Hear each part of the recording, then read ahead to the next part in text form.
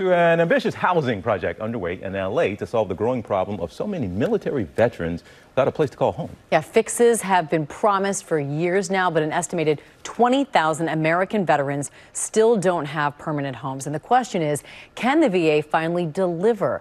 Our Devin Dwyer takes a closer look. An encampment of homeless American veterans just steps from Beverly Hills. Dozens of homeless veterans had been living on these sidewalks on VA's doorstep just a few months ago, but they've been moved onto the property where they have access to showers, meals, and security. A beautiful but baffling arrangement at the West LA VA in the shadow of historic buildings first constructed to house veterans. Now in disrepair, but on the cusp of a dramatic transformation. Combining all of the housing and services in one place really gives veterans every opportunity to succeed.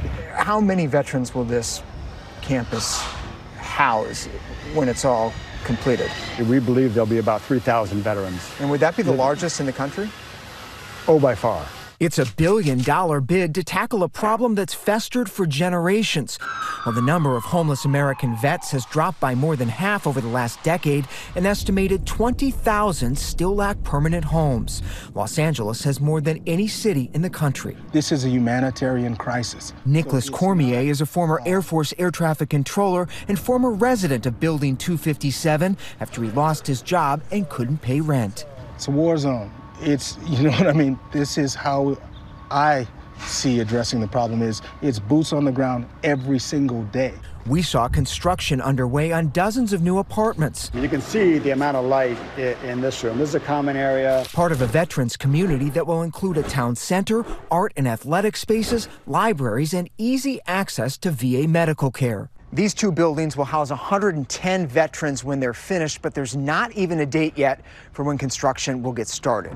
Only 5% of veteran apartments on the campus have been completed 6 years after the plan was first approved. I mean, if a private developer wants to buy a parcel and put up an apartment building, it wouldn't take them 5 years.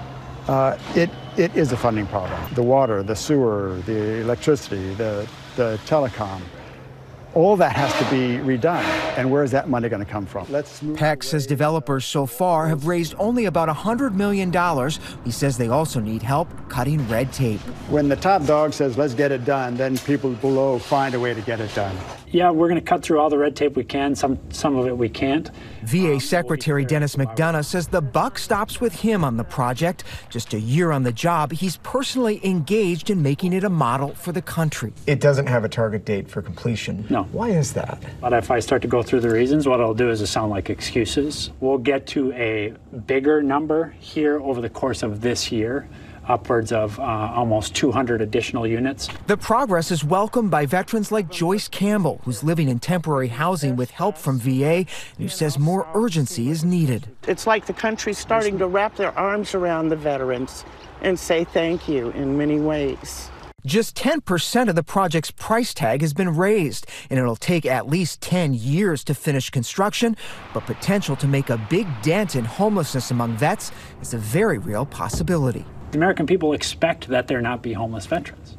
The bigger problem for us is going to be if we fail, which is why I'm not going to let us fail. For ABC News, I'm Devin Dwyer in Los Angeles. All right, and thanks to our Devin Dwyer for pointing that out to us and reporting for us. Always good to have him on the show.